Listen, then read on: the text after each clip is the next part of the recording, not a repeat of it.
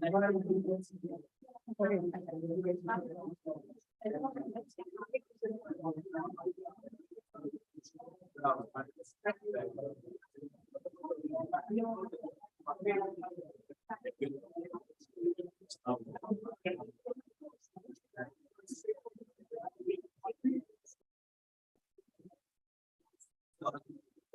only the second campaign, so I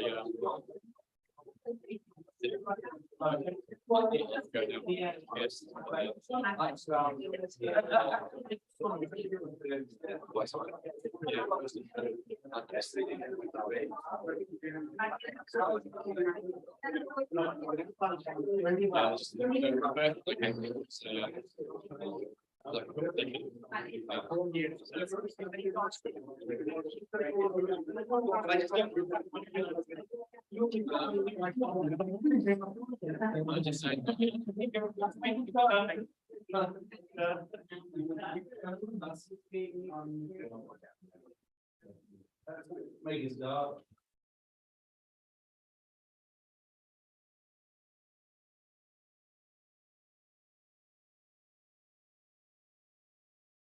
Hello, everybody. Good evening. Hello to everybody, room members in the room, guests in the room, and to everybody online as well. Is it online? Okay. No, nobody. There's nobody online. Okay. Nobody knows. You shut that then, can I? It depends because some people might join and don't do it because it's recording there. Okay. Okay. Well, I'm the chairperson for the evening, so I'm just going to welcome you all to the meeting and tell you a little bit about it. Sort of, particularly for guests, it's if you've not been before, it's a structured meeting, so there's going to be some speeches. That's usually the main part of it, and before that we have what's called Toastmasters. The Toastmasters, they're impromptu speeches where people are going to get called on. There's going to be questions, and they're going to come up and talk for like a couple of minutes. In terms of Toastmasters, for those of you who are members, you know all about it. Those of you who aren't, it's a public speaking club. And there's a couple of things that I want to say about it. So it's kind of, we've got people here who are guests, and we've got people new members. And to me, it's all about practice. So the thought I kind of have in my head is that the more that you can just get stuck in, practice, sign up for your first speech, as some people have done, the better. You know, the more speeches you do. I've got it in my head now because I've not done these speeches for about, I didn't do any speeches for quite a big gap, but now I want to do a speech every month, really practice. And it's not just the case when you practice and you've got it, and you practice, and you stop, you just lose it very quickly, like anything else, like exercising, really. So I'm going to hand you over to our Toastmaster for the evening, Seb, and Seb's going to chair the evening and take you through the whole agenda, and I hope you all, and I guess everybody enjoys it, really. And over to Seb. Hello everyone, hello Toastmasters and guests of today. Super grateful to have you here. Today is my first time being a Toastmaster here in the front introducing the event, so I'm excited. Today we're gonna have fun. This is what it's all about, these meetings. So our theme of the day is love. Love is healing. So I choose this one particularly because it's literally how I have got to heal myself through love, through empathy with myself, through connecting with people, like I mean meetings like this one today. So today we're gonna have fun, and I will be doing my best introducing, explaining whatever I have to explain to you, so you can be part of the meeting. The new people who hasn't come before, jump on. Common to take a table topic, right? So table topics are a part of our meetings where you get asked a question and you can improvise. You can use your communication skills. You can use, you know, your life stories. It can be, you know, whatever you like to talk. Literally, you can even just, you know, talk about the first, you know, about your first partner, about your first kiss. Literally, you can say anything you like. So I'm going to introduce some of my helpers today. I'm going to start with our timer. Our timer of the day is Ben. So please, Ben, come here and talk to us a little bit about the time.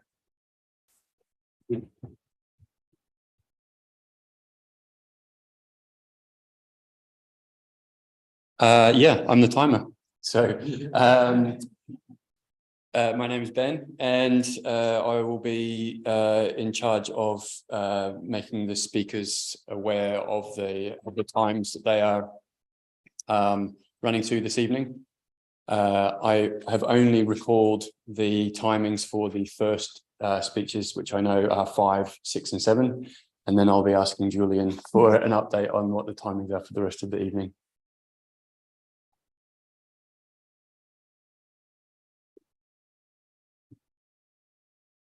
Okay, amazing. Thank you, Ben, for that. So don't worry about the time today. Today is a special day. We're gonna be, rolling. So there are a couple of more positions I want to explain to you. So we got our A counter. So the person who counts those A, he's gonna come and explain to us. So Wahid, please come to the stage. Thank you. Hi, good evening, guys. My role today is the R counter. My main purpose is to count the filler words that don't actually mean anything, but we all use them in normal conversation, such as when we get stuck for words. And by actually noticing these things, you can then start practicing by reducing the amount of filler words. And so by bringing your attention to it, the intention is over time, we drastically reduce the use of these words. Thank you. Okay, amazing. Thank you for that. So our next role, I think an important one for me, especially grammar. I was never the best at grammar. My writing is not the best. So definitely something that I need someone to check on me and let me know if I'm doing well. So please help me to welcome our grammarian, James. Woo! Thank Sorry. you very much. Cheers, Seb. Yeah, thank you. My name's James. Good evening, everyone. And I'll be the grammarian tonight. So it was sprung on me about 10 minutes ago. But I'll try and explain what I've just been explained to me about what a grammarian actually is. So I'll be keeping an eye on the words that people use in their speeches when they come up to the front this evening.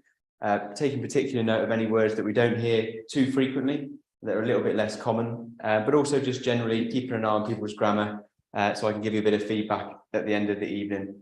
Nothing that's going to be scary. I'll just be keeping an eye and just picking up praise really for people that have done a good job this evening.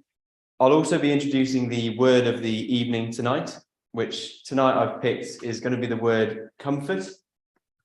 So if people can use the word comfort in their speeches, as well as the theme of love this evening that we're going to be going with for a lot of the speeches, then I'll be picking up extra marks for any use of the word comfort. And think about comfort in a way that well, the definition I'll give you that I've just researched, because you have to look up these things. You think you know what comfort is until you get a hint that actually maybe just double check the definition. So thank you for that. So it's the state of physical ease and lack of pain. So that's comfort. So think about it in terms of potentially on your first evening tonight, and definitely coming up here when you're not very used to it, is a feeling of discomfort. But sometimes we should strive towards discomfort instead of always going down the comfortable path, I feel, for growth and improving ourselves. But yeah, my role will be the grammarian tonight, and I look forward to going through that.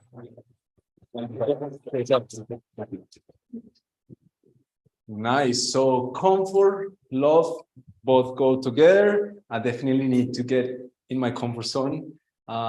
Standing here, still in the discomfort zone. So hopefully one day we'll be completely in my comfort zone. But in the meantime, I want to introduce you to our next helper. So it's the person who will be doing the table topics. So a very great part of the meeting, very fun, where we can improvise, just be ourselves, roll with it. So please help me to welcome Lee to the stage. Woo!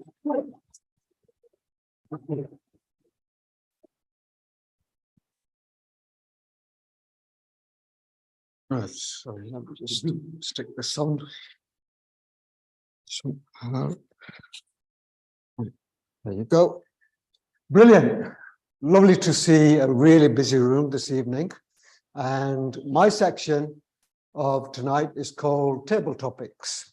What table topics are all about is giving everyone an opportunity to improvise, because in life, you never know, because sometimes you might end up being asked by your boss or by a good friend to do a speech, and you have to think on your feet. So what we're doing tonight is giving you an opportunity to get out of your comfort zone, get that feeling of discomfort, coming up here and improvising some answers to some really challenging and fun questions that I've got for you tonight. So the theme of my theme for the table topics, unfortunately, it's not about love, but it is related to love, and it's about moral dilemmas. Because every day we are faced with challenges, we're faced with difficult decisions, and we're faced with having to make critical decisions that really challenge us.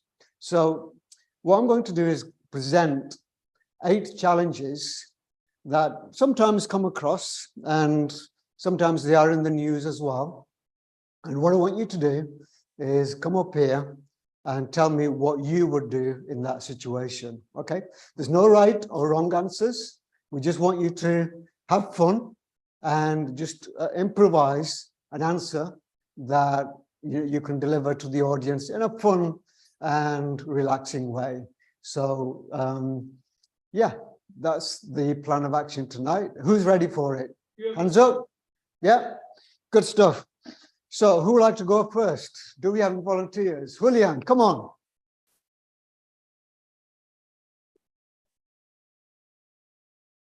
Welcome. Now, your moral dilemma is that for the Qatar World Cup, you are a gay icon like David Beckham.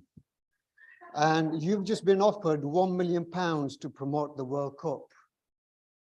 But you are a gay icon. What do you do? That I'm a gay icon, I already know. That's a really interesting question, because everybody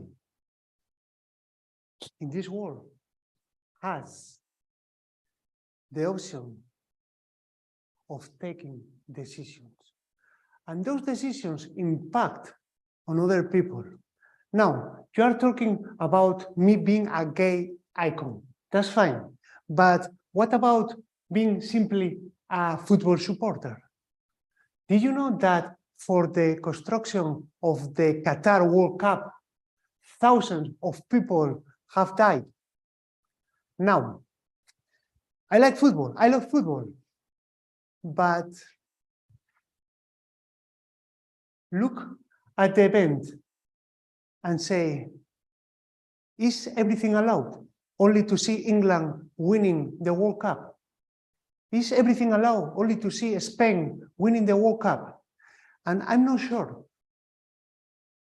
I defend democracy, I defend freedom, and I understand other countries might not have those freedoms. What I'm not, nobody to go there and say you have to behave in this or the other way. I know what I can do from here to support or not support. And yes, I'm telling you, I have an ear on the radio, I have an eye on the internet, I'm checking the results, but I'm not watching the World Cup. Not watching the World Cup because I believe is helping to whitewash or to wash the name of something that we should all be aware. We should not hide away. In life, we have to make decisions. In life, we have to take decisions. And those decisions have repercussions in what other people do. So I would say that either if I'm a gay icon or not, I know where I stand. I will not give my name to causes I don't believe in. Thank you. Thank you.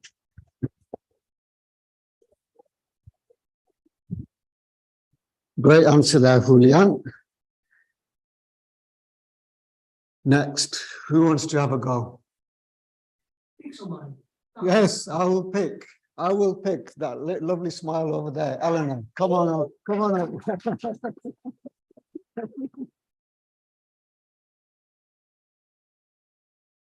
Totally brand new. Right. Might So be a short one. Eleanor, you find a lottery ticket Mhm. on a seat on the tram on your journey in the morning. You go home at night, you put it in your pocket, you watch the lottery results, and the results come up. You've won the lottery. What do you do? I think I'll go and cash it in. The lottery ticket was there on the seat, so it must have been my lucky day. So I think I will praise the Lord or whatever I believe in, and I think embrace it and celebrate my win and share my winnings with my family.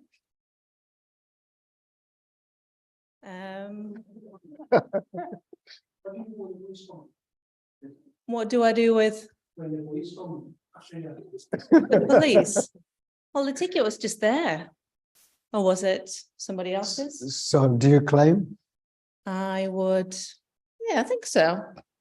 I think I'd just take it as a lucky day and just go for it. Okay, great. Would What you? would you spend it on? So I've got a number of hobbies. My recent hobby is scuba diving. So I think I'd put my winnings into that and go and travel the world and go for my second trip scuba diving, take my 13-year-old daughter who absolutely loved it. And yeah, I think I'll just do that. Excellent. Well done. Well done. Thank you so much. Right. Now here's a tough one. We're gonna pick Biba. Come on up. Come on.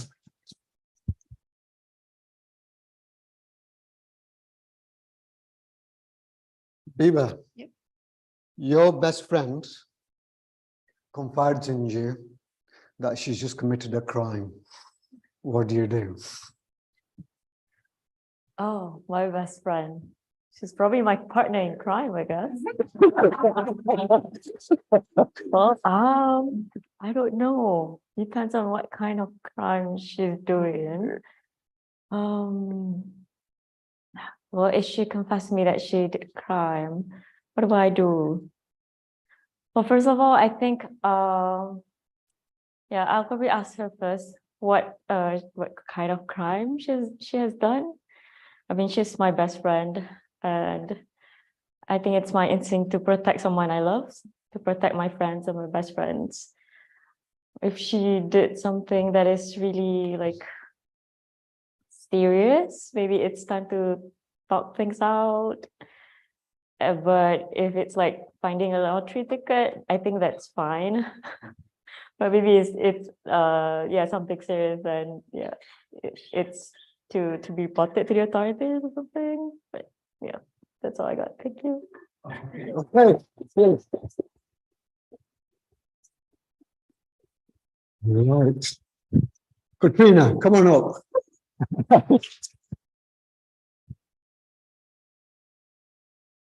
I can see that you are eagerly awaiting a question. Right, your loved one gets you a birthday gift. Yeah.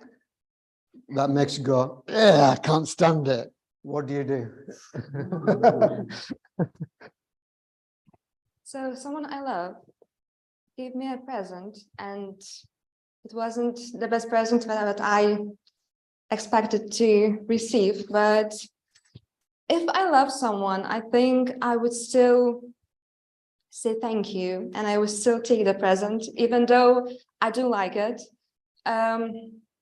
Because when you think about other people who are trying to give a present to someone, it means that they care about you, they love you, they want to do something special for you.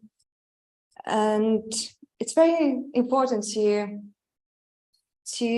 say thank you and just be grateful for that person, because it's the best thing in the world just to have someone who loves you and you love them back. So yeah, I would say that's my answer to that question. Yeah.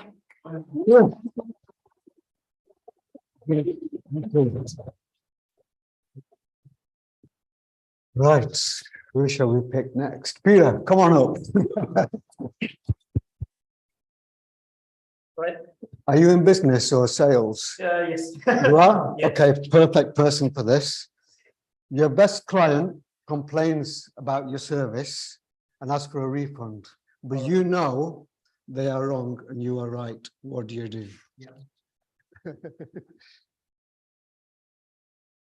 All right.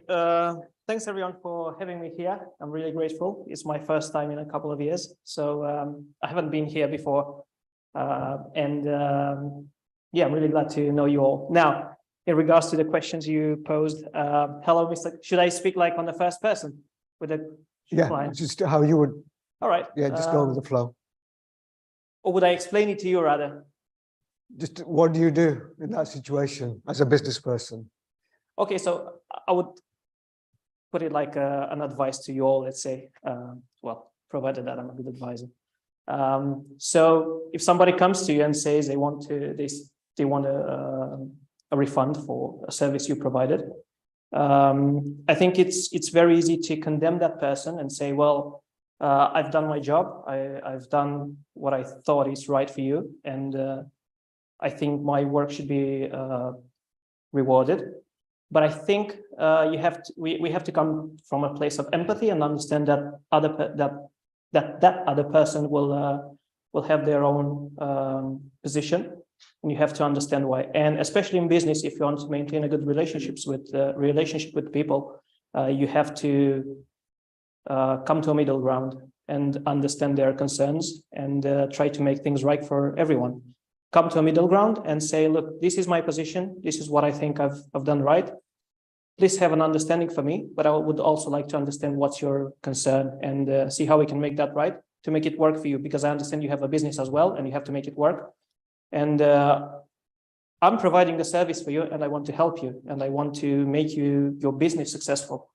So I'm here to help. I'm here to do what I can do for you. Within reason, within my own limits of being profitable. So let's sit down, let's have a conversation and come up to an agreement. What do you think about that? Is that something you could agree with? And I believe they would probably would be open to a conversation. And I think that's how you should probably resolve the things. And yeah. Excellent.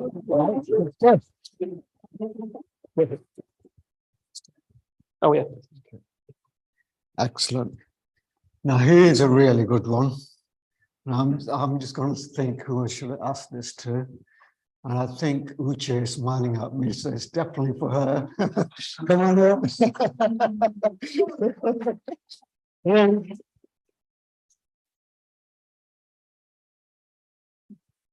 Right, you are attending a family wedding and you find that you are seated next to an ex-partner with whom you had an acrimonious breakup. What do you do?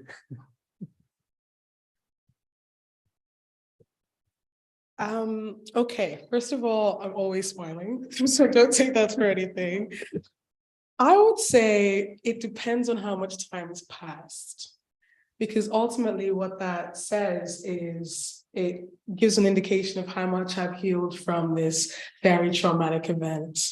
And I have to present the two sides of me, right? There's the angel side and the devil side. I think everyone has that. It's just one is always bigger than the other. My angel side would say, Uche, we moved on, we're on to better things. He's just another man, men are like buses. There's always another one coming. Like, enjoy your time. You've got your girls, celebrate the wedding, have a great time. And then the devil side of me will go, finally, he's there. Every question and everything he put me through, it's now the time to fight. I don't care who's in this event. I can lift, guys. I train, and I'm not afraid to get physical. But I think ultimately I have to ask myself, how is this going to make me feel? And what is it going to give me? I know in my heart that I am not one to, like, I think closure is overrated. Once it's done, you can move on. So if I ask myself that question, what is whatever I say to this person going to give me, however interaction, ultimately nothing, because at the end of the day, I want to look forward, I want to move on, and I'm just going to pretend he's another person. Excellent. Good. Great answer. And one last one. Who shall be my last victim? Shall we go for Isabel? Come on up. There you go. Yeah. You are working as my assistant, and I'll tell you that anyone visiting me today, to tell them I'm out of the office, but I'm actually in the office. What do you do? Okay.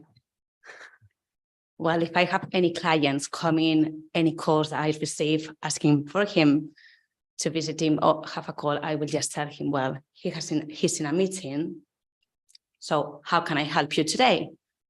If they insist and persist, no, I want to see him, I will say they are in a meeting, so it's better you don't see him because maybe he's not in the right mood.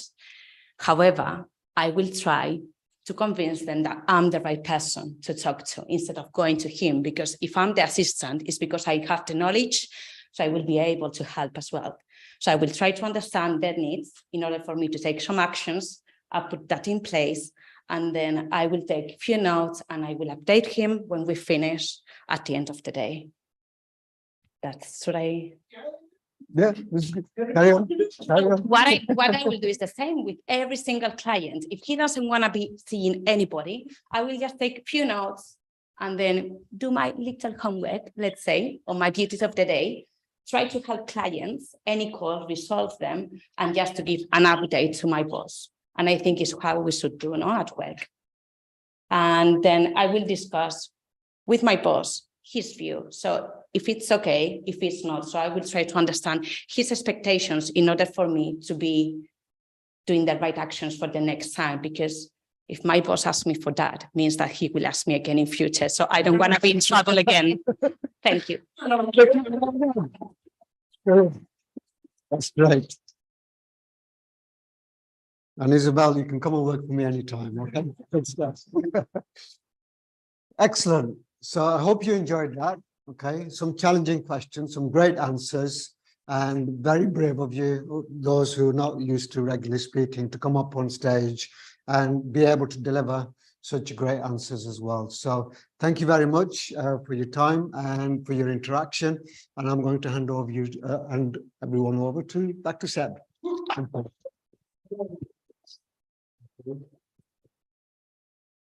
Amazing. So great table topics answers. Well done, everyone, for the ones who participated.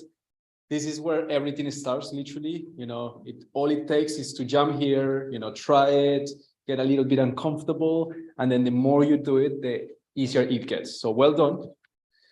So now we go into another fun part of the meeting. That is the speakers of the day, right? So they are gonna prepare speeches. So we got one person today, and we got something prepared for you as well, which hopefully you're gonna enjoy. So please help me to introduce our speaker of the day, Sam. Woo!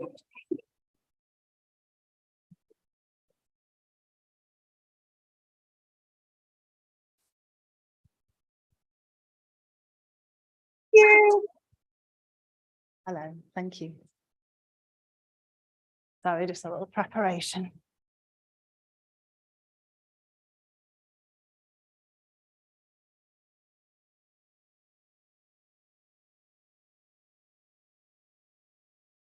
Ladies and gentlemen, this was supposed to be a speech about the relationship between a mentor and a protege. Now, over the years, I have had some great mentors, but they've always struggled with me a little bit. You see, inside my head, I have not one, but 4 different people. Yes, you heard me correctly. There are 4 people inside my head. Am I mentally ill? I hear you ask, quite possibly. I don't know anymore. All I know is that there are 4 characters in my head, all vying for attention. And if they are not seen and they are not heard, somebody kicks off. Do you want to meet them?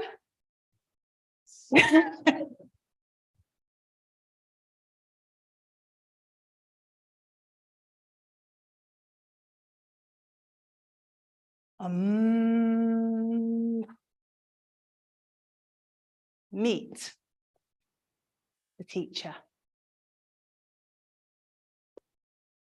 She is a deep thinker, a devourer of books, an obsessive learner, always overflowing with joy. She thrives off deep spiritual connection, and she feels that her purpose in life is to guide others to becoming the very best versions of themselves. You will find her sat by an open window for hours upon end, meditating, reading, and writing. And herein lies the problem.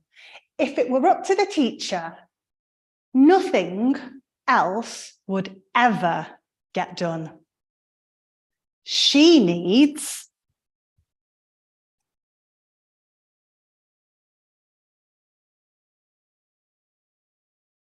the entrepreneur, a businesswoman, always busy.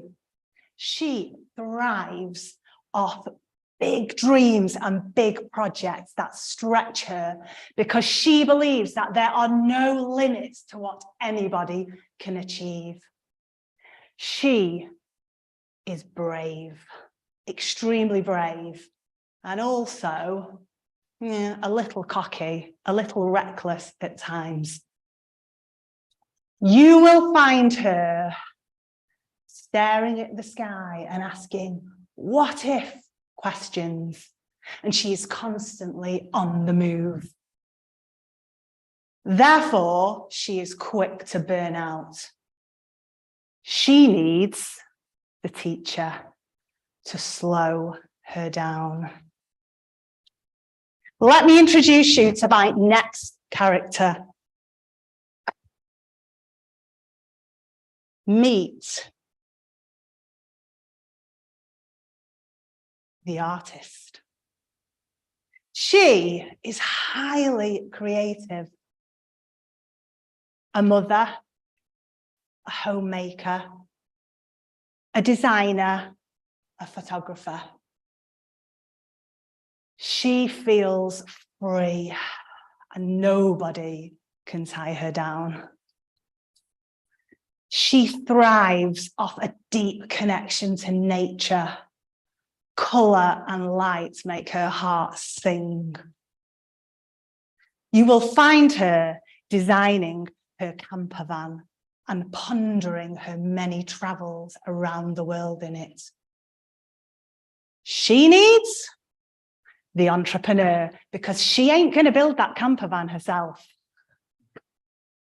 My final character, I have saved until the end because she is the person that needs to be kept most tightly under control. Can anybody guess who she is? Shout out, go on. Sam. No, it's another part of me. Okay, let me introduce you to my final character. She is the performer. Meet the performer, highly charged and exploding with energy. She is always, always screaming for attention. She thrives off captivating an audience, making children cackle with laughter by becoming silly people. And she thrives off a deep connection with people at an emotional level. She likes to be fit and strong because she is highly, stubbornly independent. You will find her on a stage, singing, dancing, competing, and storytelling. She needs spiritual guidance to calm her down and to keep her on track. What I have come to realize is this: only by defining and giving voice to all the different parts of me can I feel truly fulfilled in all areas of my life. Who are the characters in your story? What are their needs? What are their desires? And what are their fears? Define them and then call on them at will. Their power will surprise you. Thank you.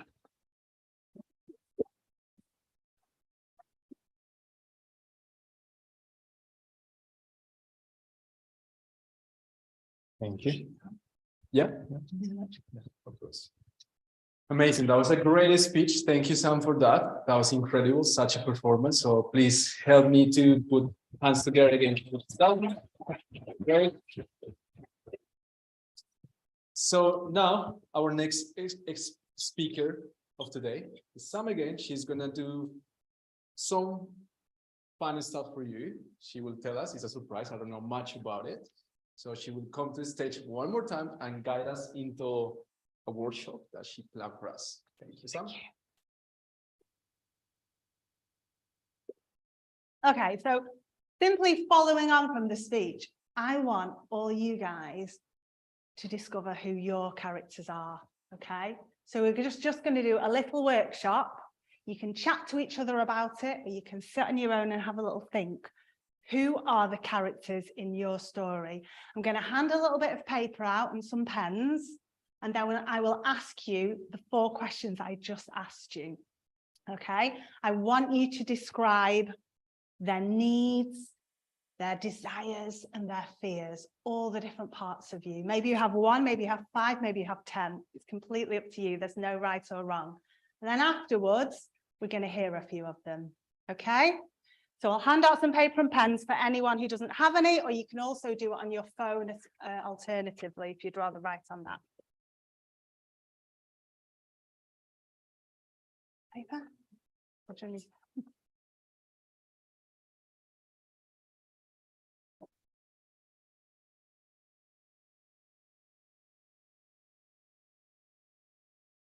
Is there a list to choose from?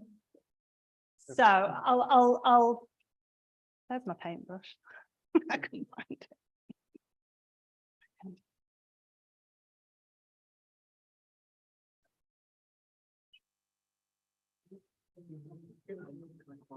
Did I not give you one? Sorry, I thought I did.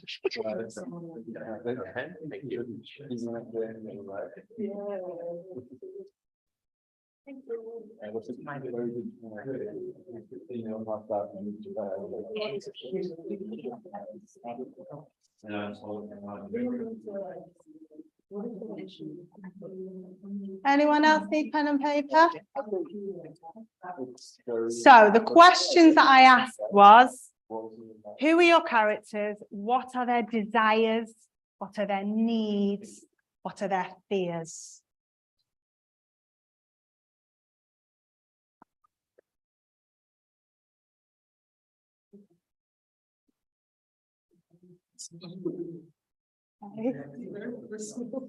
Right, I know. I like getting personal. What did I say? Who's that? The one that likes to connect. Really nice. Do you know what though? Literally the last couple of days, I've been doing things and I'm like, that's the performance. And then I've gone, and I'm literally, it's really helping me. How did you how did you pick the character? I get images in my head and I interpret them into words. That is how I write. Everything comes from images. So I guess I could see them and then wrote them from the picture of them. That's the way my brain works. I reckon I've stolen one from you. Yeah, that's okay. Yeah. Yeah. Or they, you know, they could just be a slightly different version of mine, you know. I'm already thinking about it. Yeah. I mean, it really takes a bit of time. And then, and actually, mine from the first time I wrote them, they've changed a bit as I've got to know them better. Oh, that was my last question. I've just realized I missed a sentence of my speech. So one other thing I want you to ask, once you've figured out who they are, I was supposed to say this in the speech. How can you best get your characters to work together? Okay, that's really key. How do they complement each other or not? Well, this is why we're asking the question, right?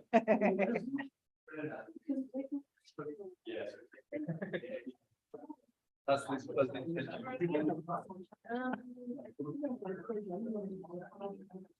just feel like I have my Yeah. And that's like me, because I feel really scattered. That's the word I use. And Paul Lee is my mentor. And I'm like, oh, let's do this, oh, let's do that. And that's them. And so this would be really good for you. You always have a mentor in Toastmasters. Well, it's not a Toastmasters mentor, it's like just helping me with work stuff.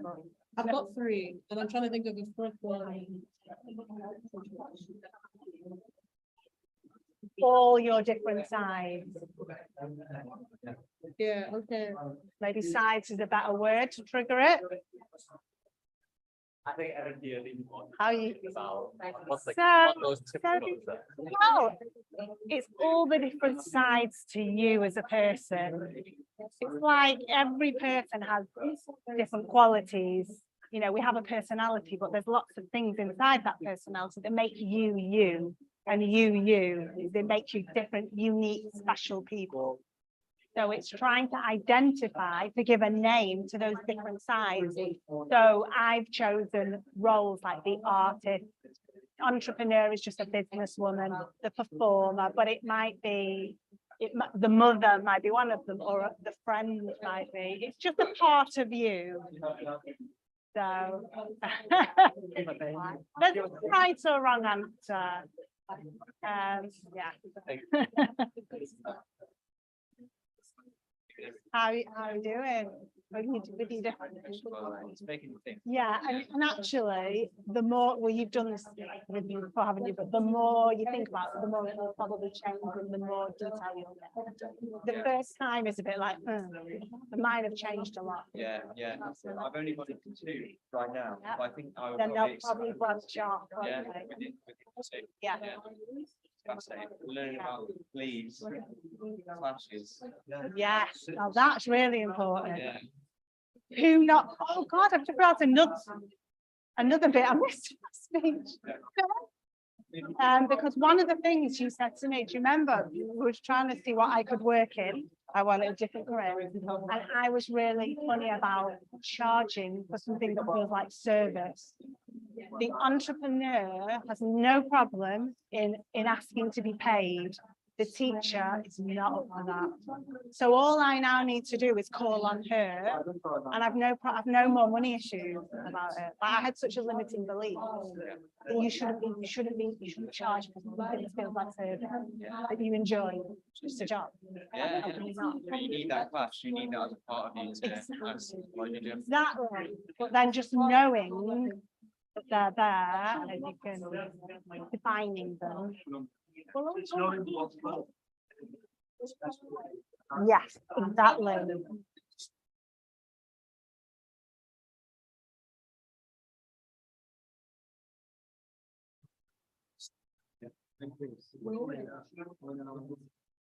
All around the place.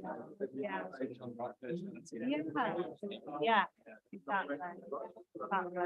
I'm sure you played all the games. Oh, the Colombia.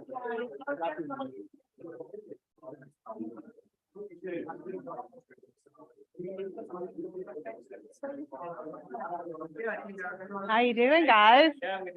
Yeah? Good. I know, I'm just seeing how you doing. Okay, you got any? You got any? Ooh, are you a single one? Yeah, well, do you know what's quite tiring having?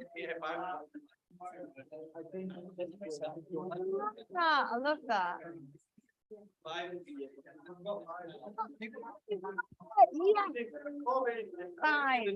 Right. How do they interact? How do they complement each other? Do they complement each other? Do they clash? Yeah. Okay. The 5 parts with very little depth. Do they each get a bit deeper?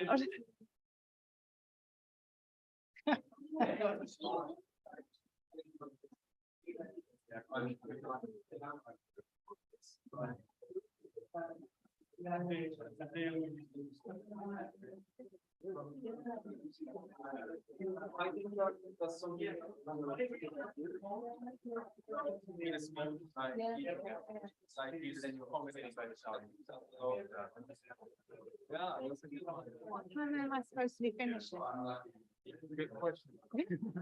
He's like, I'm off the clock now. Thanks. Children's pencils.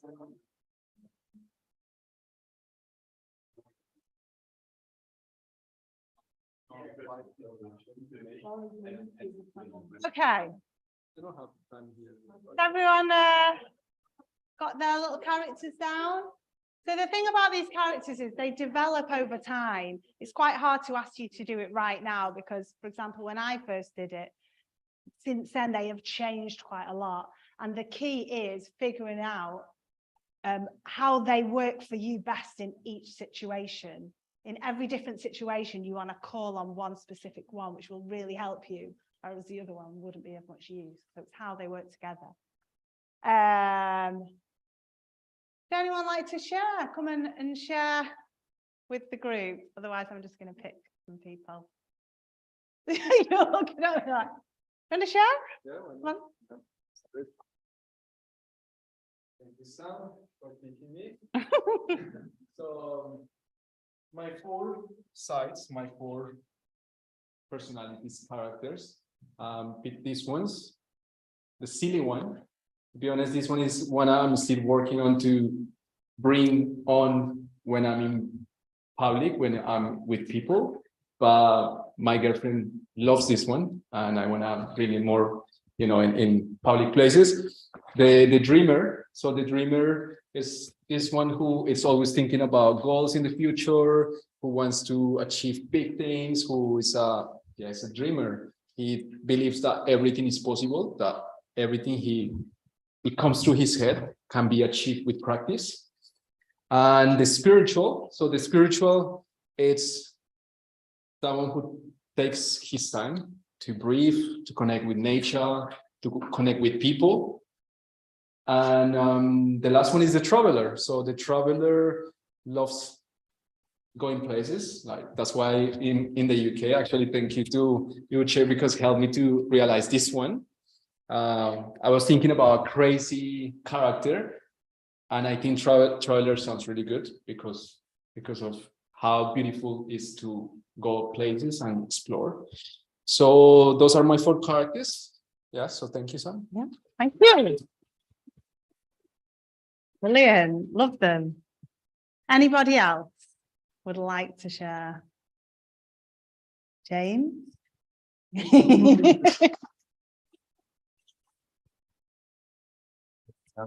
Thank you. Yeah, so as I was explaining to Sam, and as you called me out, so it's easy when you're in a little group of 3 of you. I'll try and explain it to everyone else as well. But I've just split myself into 2. I think with time, if I give this some more thought, they would probably split into 4 or 5 different characters. The one side is the sloth side of me that I've called it affectionately. And the other side is I could probably think of a better term, so the more challenger. So the opposite of a sloth, maybe a tiger, if we're going down the animal route. And the sloth is, to use the word of the night, it is somebody searching for comfort constantly, wants to just rest, relax, stay in bed, do nothing. And the opposite is the challenger, wanting to go for the ambitions, the goals, and achieve what you're out there set out to achieve. From there, I'm sure I would split the sloth into different types of sloth. So whether you want to go out partying, I think it's still effectively like a sloth, because it's still comfortable. It's not pushing yourself. But there's the other type of sloth that's in bed. And then I think you split the challenger further as well, with going out into doing new things that are uncomfortable, or doing similar things that you do every day but are still uncomfortable. But those are my thoughts on it. And then they clash and come together for good and for bad. But I appreciate the question. I think it's good to think about that. So thanks. Thank you. Well done, James. Welsh told me he had 5 characters, so I'd like to invite you to the stage.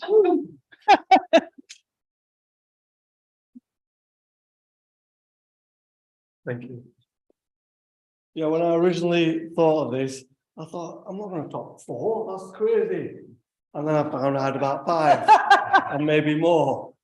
So mine, I listed down, the first one was thinker, but when Seb described it, it's similar to what he thinks about the dreamer. Someone who actually thinks about things and knows what our purpose is, try to understand the world.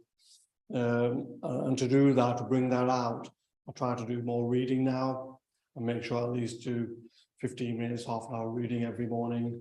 And it just helps that over time it makes you get out of your thought patterns and challenges you that way. My second one was entrepreneur or business focused. That person has to come out for me to be better at my job. It's the only way to improve, to focus on those things and always think about how to be better at your own job. The third one would be like fitness. I'm always into nutrition and fitness and everything that comes with researching that as well. Fourth one will be traveler. I love traveling. I'm always looking at ways of trying to get out somewhere, doing something else. And the fifth one will be like an artist or photography. Anything of these nature, of a creative nature. I feel with all of these, I'm always trying to push myself a little bit out of my comfort zone. I'm always learning. I think they do kind of all interact in some way. Well, thank you. Thank you so much, Raj. Right. I think that's all for this session. Thank you so much for all taking part and defining your characters. And just keep thinking about them, keep defining them, and see how they can work together and work for you. Thank you very much.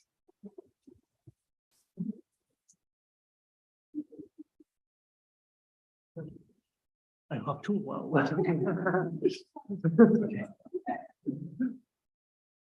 Amazing. Thank you, Sam, for that. That was a great workshop. Good opportunity for us to reflect a little bit about ourselves and see all those roles we play in our life. So that was great. Thank you. So now we have another surprise for you, and that is Julian is going to come here and demonstrate some of his abilities of debating or something related to that. I'm not sure if I got that correctly, but let's see. Thank you, Max. There is an exercise, a very interesting exercise that I want to introduce. This can evolve in a whole session, and it's debate. In debate, you have a motion, and you have somebody that is for, and another person, another party that is against. We are going to do a very simple exercise where we are going to debate for 5 minutes. I need 2 people. Over there. Your name is Katrina? Come here with me. Would you like? Yeah, come here. What's your name? Lorraine, come here, please. All right. Somewhere down in your hands, because the hands, sometimes we don't know what to do with them, and the microphones. So try to clip it somewhere, try to clip it somewhere.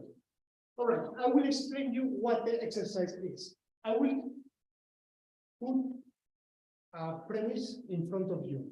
You will be for, and you will be against. Doesn't matter if you are for that premise or not. You have to defend for. Okay. Doesn't matter if you are against or for that premise. You have to defend against. Okay. All right. So how it goes? I put the premise in front of you. You will speak, Tana, pay attention, for 1 minute and a half Oh, that's a lot. Okay. on for Yeah. that premise. Yeah. We interrupt, and then you will speak for 1 minute and a half against that premise. Okay. Now, when you finish your minute and a half, we change, and you have 1 minute to counter argument what she says, to counter attack what she says, Okay. to defend further or attack her point. All right?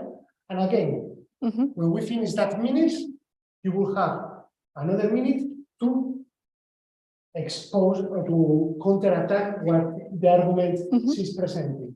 Is that clear? Yeah, I think so. Is that clear, Simon? 1 minute and a half, 1 minute and a half, 1 minute, 1 minute. Just one card at one. Yes. Well, actually, so the green card in 30 seconds before, so they can wrap up their thoughts. Now, ideally, this is a trial, all right? Ideally, I will ask the question to all of you, and you will vote. And then we know where the audience is. And after we listen the two contenders, you will vote again. And then we'll see the swipe if the presenters have argued or have convinced you. Does it make sense? We are not going to do that because we need some digital tools that we don't have here. Okay, the question is one that I love, and it's going to make you very uncomfortable. That's the books. Physical, you will go for physical books. Electronic, you will go for electronics. Books, which ones are better? Physical books or electronic books? Your time starts now. Okay. So physical books are much better than the electronic ones because you can feel the book. You can touch it. You can swipe pages. You can smell the book if it's new. Because when you go to the bookstore and you buy a new book, you can smell those pages and it smells so nice. I'm telling you, it's true. You have to try it. Yeah. And you just feel those pages. You can see all those letters, and you're so captivated by the story and by the feeling, and it just much more nice than the electronic one, because with the electronic books you only have some panel, like some, or you can be read on the telephone or on the your laptop, and just it doesn't feel the same as when you hold the real book in your hands. It's not the same feeling. And also one good thing about the real books is that you can collect them. You can have a shelf of books, and you just can see how many books you have read in your, for example, for a year or for a few years. And this. One of the keys of the debate is that you have to speak to the time. Well done. Now you have 1 minute and a half. Audience.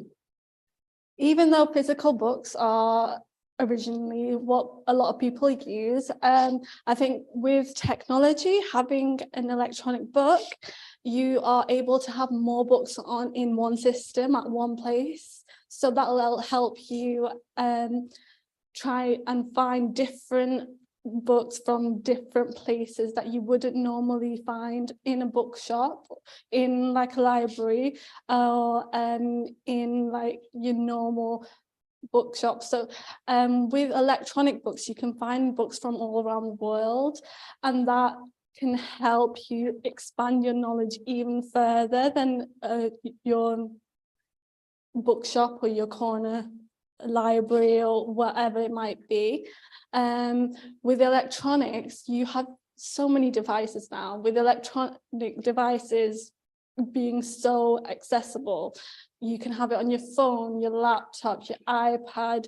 There's so many different ways of getting those books that even though having a physical copy can be great, having a whole bag full of massive books in your bag can be so much. So having just one place with everything in it is just so much easier, so much less weight, and more accessible for everyone. We're asking two punches here. Now it's your turn to replicate. 1 minute. So I get your point, but still, I would say that even if you have, if you want to read an electronic book, you have to buy those books. And if you want to read a physical book, you can go to the library and you can have a membership, and it doesn't cost much.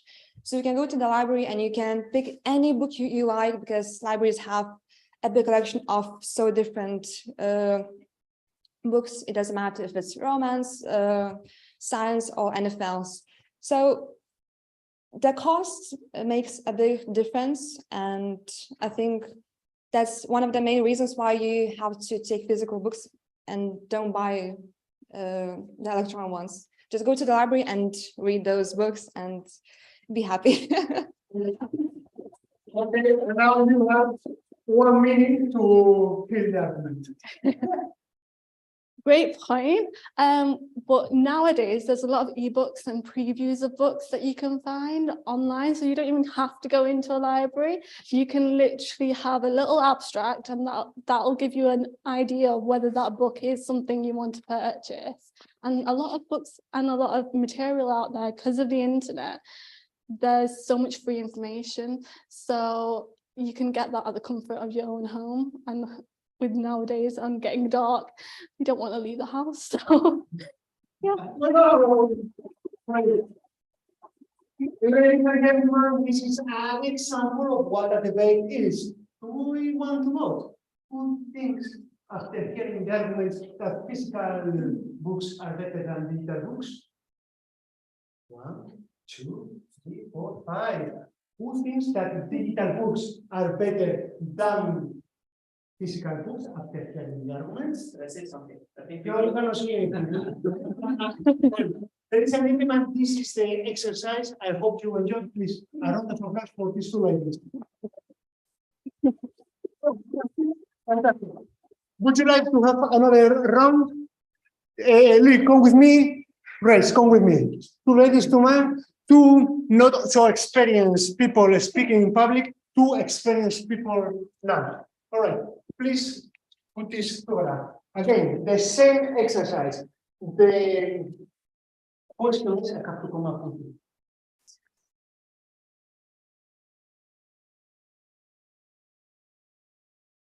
No. No, yeah, put it. No. Okay.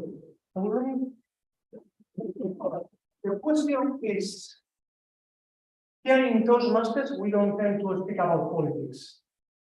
No. We are going to talk about sex. No, sex.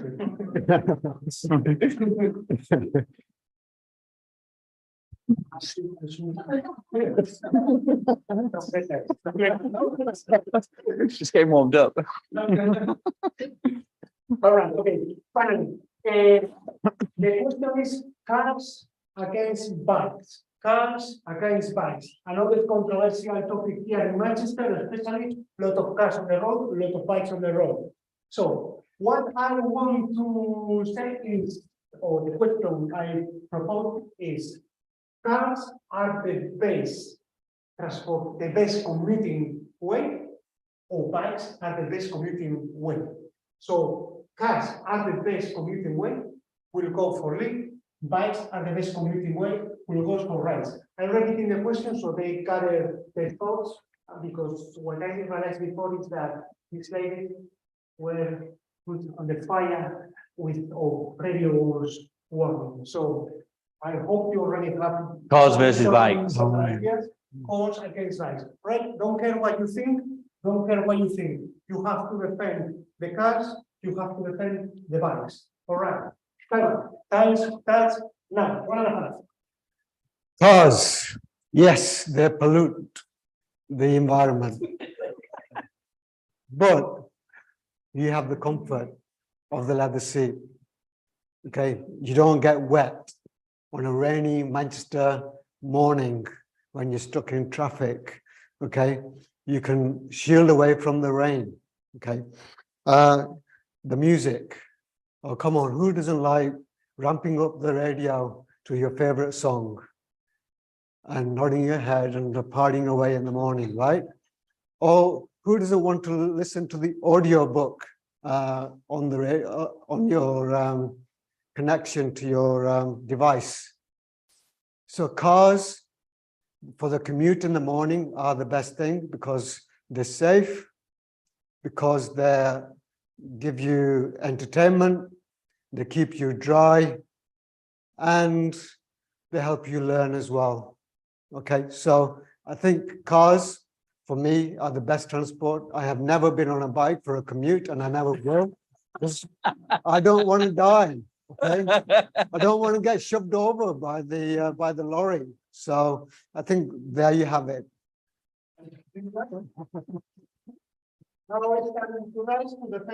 Okay. The most important thing about this debate is that we want to get cars off the road. So cars are generally dirty, disgusting, noisy, take up too much space. There's nowhere to put them. And bikes is probably the best answer, or one of the best answers to getting rid of cars. So they don't pollute. They're fantastic exercise and they don't take up much space. And they made it even easier for everybody because you can get your bike and you can get off your train, ride your bike, and then you can fold it into one small piece like that and then just put it on one side in the cupboard. You can also, when you're going up the hill, not unlike when you were a kid, when you're going up the hill and you're chugging away and you're not even moving now, you can get a bike that's got an electric battery in it and a motor, and it's going to get you up the hill as well. So they become so convenient. They're such a great alternative to cars that to me they're irresistible now. Thank you. And now you know what's going to be 1 minute for 3. If you look at statistics, there are more bike drivers or bikers or bicyclists, as you call them, that are involved in road accidents than there are with actual cars. So, and then you've got the character of the cyclists as well. Who's seen a lot of YouTube clips of mental bicyclists doing crazy things, like putting the bike in front of a car or making the wrong move when you're like stuck in traffic. That's just crazy. I, for one, would actually ban bikes and actually just have cars on the road, because that way we'd all be a lot safer. Our insurance would be cheaper, that's for sure.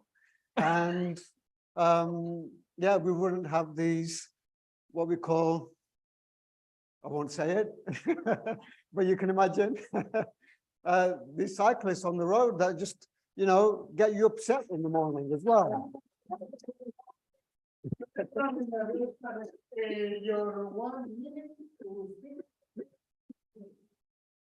All that cyclists want to do is save the world. That's all that they want to do. And the way that you do that is you get up every morning and you vote with your feet. You can either get into a stinking dirty car and pollute the planet and destroy it, or you can get into your bike and do what's good for you and do what's good for the environment. It's a simple choice that everyone here can make. Thank you.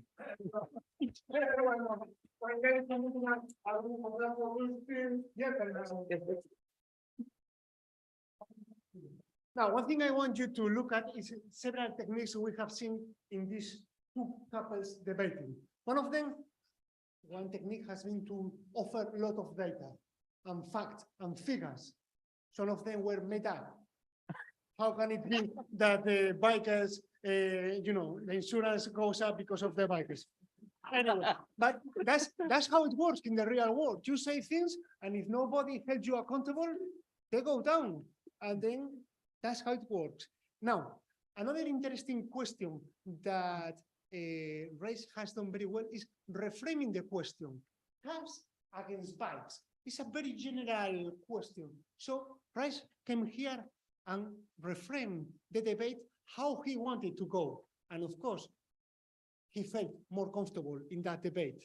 Now, one thing that Lee did very well was acknowledge a weakest point. All right, the first thing he said, cars pollute. So Race could not attack that because he already acknowledged that cars pollute, but they have other benefits. Now, one thing I don't know if you realize, when the two ladies were here, they were like boxers. One in the right corner, the other one in the left corner. So boom, boom. Well, when Rice came here, he took the space, he took the time, more experience there. Also, another thing that you have seen here at play, humor, it works always. Doesn't matter if it's a serious speech or if it's a debate. Humor engage with the people. By the way, I have not asked you, who thinks that car is the best way to commute in Manchester? Please raise your hand. 1, 2, 3. Okay, 3, 4, 5. Okay, you 6. Okay, you can. Who thinks bikes after listening? Okay, hold on. Maybe the question is after hearing the arguments, know what you truly believe. All right. Who thinks that bikes are the best way to commute in Manchester? Please raise your hand. 1, 2, 3, 4, 5. Well, okay, it was there. It was. I thought Rice had it better. You did quite well. Anyway, I hope you enjoy. And this is an exercise we can do more often and expand it. Back to you, sir.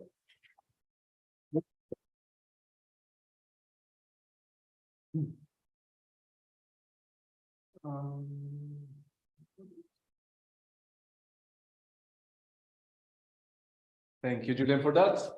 So now we go into evaluations. So we always want to hear some feedback, and so we can take it, use it so we can improve. And I'm going to introduce you to our first evaluator of the first part of the meeting, with Lee. No? Race. Oh, Race. All right. Here we go. Right. Sorry, it's the first time. Good evening, everybody. Again, you must be getting sick of the sight of me. I know that I'm sick of having to keep getting up, but yeah, I'm going to give you an evaluation of all the people that did the table topics. So I'll start off with Julian. I'm not going to say too much about Julian's style and his kind of how good he was as a public speaker, because we know he's pretty good and experienced and practiced. But there's a couple of things that stood out. So one of them was, I don't know if you all noticed this, he got up on the stage and he answered a totally different question to the question that he was answered. It was quite different. It was way off. He answered the question that he wanted to answer, typical politician, and that's a great tactic.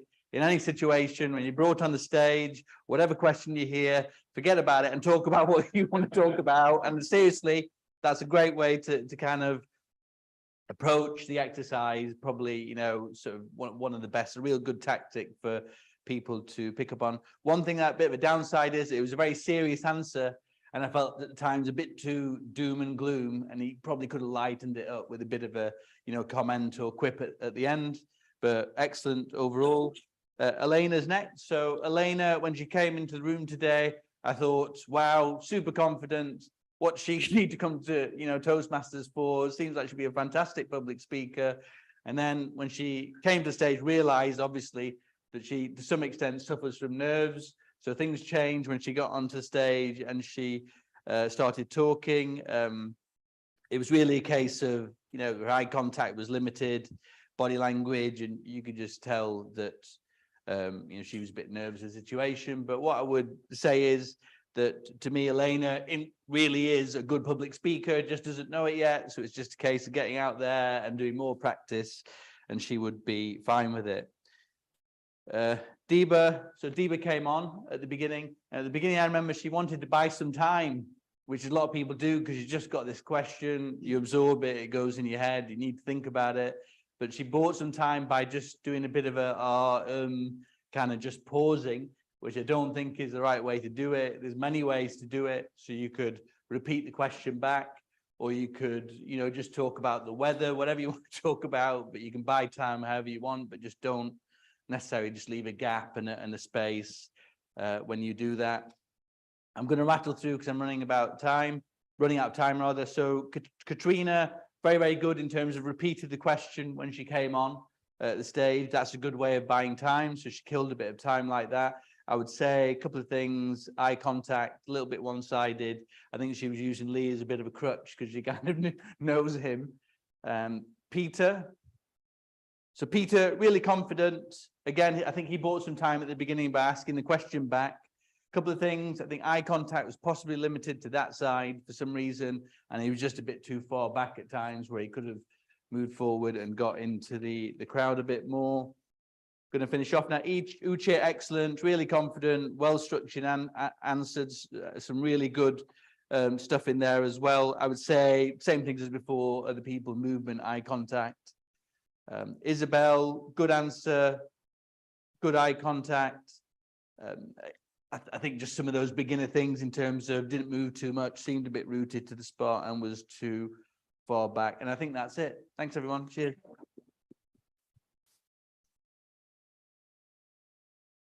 Thank you, Res, for that. So now, I hope you all guys enjoyed the meeting, and I would actually like to ask you if you're enjoying the meeting. Raise your hand if you're enjoying your meeting. Amazing. So we don't have to kick someone out of the room today. So our next part of the meeting is evaluation as well. So I'm gonna introduce our evaluator, Uche, to evaluate Sam's speech.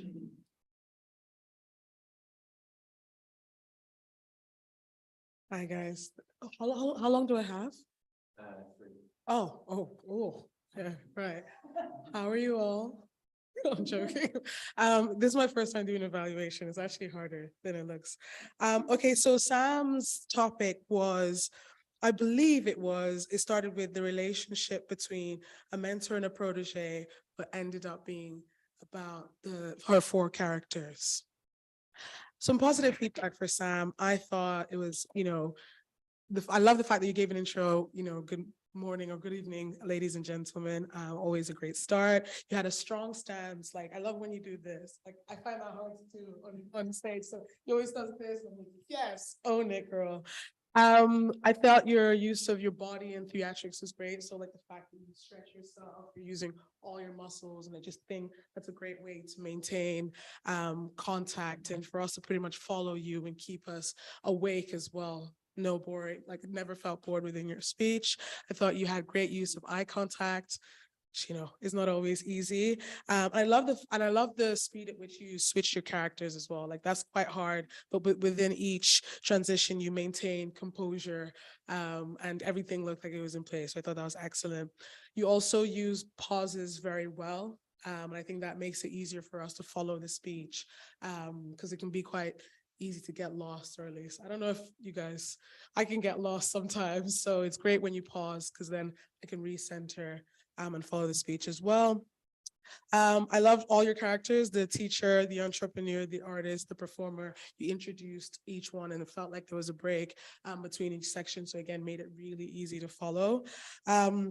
My last thing as well is that I like how you left us with a question to reflect. Again, mix that with how you used your pauses. And that was, I think, useful. Like, I remember the speech, I remember the characters, and the way, like, each thing was carefully thought through, and you delivered it very well. So in terms of negatives, or it's hard to think of them, but this is what I could come up with. The first was, I don't know if this is just a theater thing, but typically they always say as a rule you should never turn your back to the audience because that can break the connection. So when you were switching characters, the last one you did really well, because what you did was you almost made it to the side and you had this, so there was no, this is the plane, and therefore there's no turning back. But the first three, and especially the first one, you had your back turned to us, so just be careful with that. But again, it's really difficult when you got that, so I thought that was great. And then the last thing for me, and I don't know if you guys felt that as well, was the conclusion or the link between what the topic ended up being and what it was meant to be. So you started out by saying this topic or this speech is meant to be about the relationship between a mentor and a protege, then it ended up being something else. And I was still waiting for the mentor thing. So I was like, oh, okay, wait, are they coming back? But yeah, those were my points of feedback. Thank you. Thank you, guys. That was a great evaluation. Thank you, Chef, for that. And the best thing about evaluation is that we can use that to reflect about ourselves. We can use that to improve every time we come here to the stage, every time we go back work, or, you know, we go back to our houses and fill those roles. So it's great to always have people looking us, watching us, and, you know, with love and compassion that you did, you know, share an evaluation. So our next evaluator of the day is, I forgot. So we got our general evaluator who is gonna evaluate the whole meeting. So please, Diva, come here.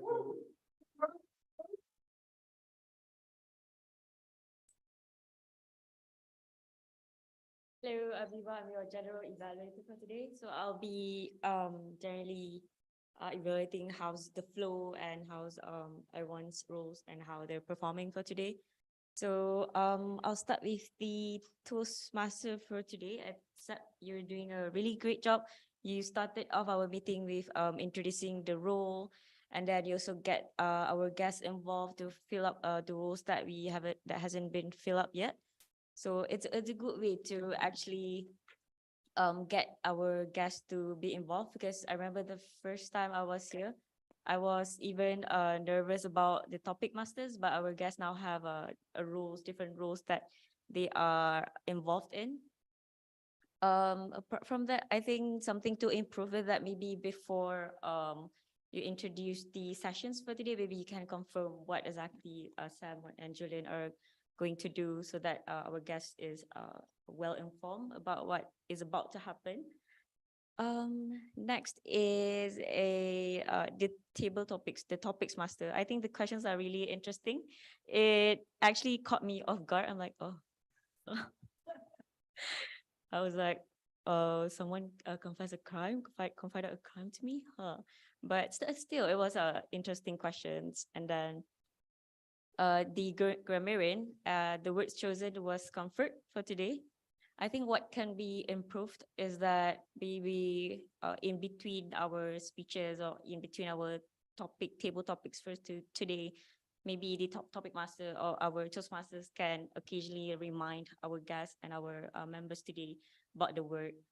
Because when Lee asked me the question, all I can think about is about the question. I can no longer think about what's the word for today. I don't remember. So another way is maybe to put out like a sign, what's the word here, and then so that we are always reminded of the word and we can use the word.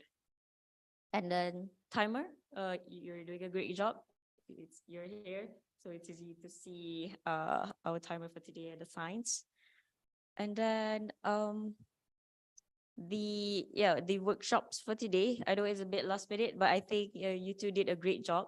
And most importantly is that we do not only get to listen to people's speeches for today, people giving table topics for today, but we also get to learn something new. So we get to learn on how to debate, and we get to discover the different personality that we have. So I think it is a really engaging workshop for all of us today. And I hope that everyone learns something new today. Yeah, that's all for me. Thank you. Thank you, Diva. Great evaluation. So guesses and Toastmasters, we are coming to the end of this meeting. So thank you so much for being here. Thank you so much for letting me, take this role today and try my best. And Thank you for coming and trying some of the table topics and, debating. Well done to all of you. Keep coming. This is a great place to challenge yourself, to face your fears, to learn to communicate better, which is such an important skill in the world, to be able to communicate, to say how you feel, to say, what you like, what you don't like, all of these things that are so necessary for us human beings. So well done, and up to you.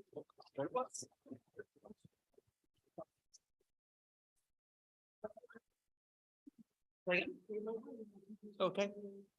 Right. I've got one of these already. Right. I opened the meeting, so as kind of the chair of the meeting, so I'm going to close it by trying to think of more things to say because I've been up and down here all the way through. But first thing is thanks to everybody, all the guests for coming out to the meeting, and members. I hope you thoroughly enjoyed it. The format of the meeting was quite different to what we normally do, because of the amount of bugs and illness going around, we had speakers drop out at the last minute. But I think it was an excellent format in terms of giving people the opportunity to come up and practice some really important skills. The debating is something that I've always wanted to learn more about and get better at. Before I close the meeting, I'll just say to all newish members, don't delay, don't hesitate, just get your name down, get as much practice as you can, get your name down, do a speech, put your name down for the month after to do another speech, and just get stuck in. That's the best way to learn. You're only going to learn through practicing. And then if anybody is a kind of guest who's come and they really want to improve the public speaking, again, it's just the same thing. I always tell the story that it took me about 2 years from thinking about Toastmasters to actually joining it. So don't kind of delay too much when you think, right, that's something I really want to learn. Just get stuck in, sign up, join, and then, sign up your first speech as soon as you can. Thank you, everybody. Cheers. Good night.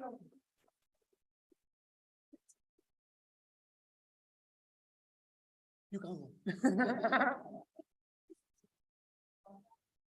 How was it?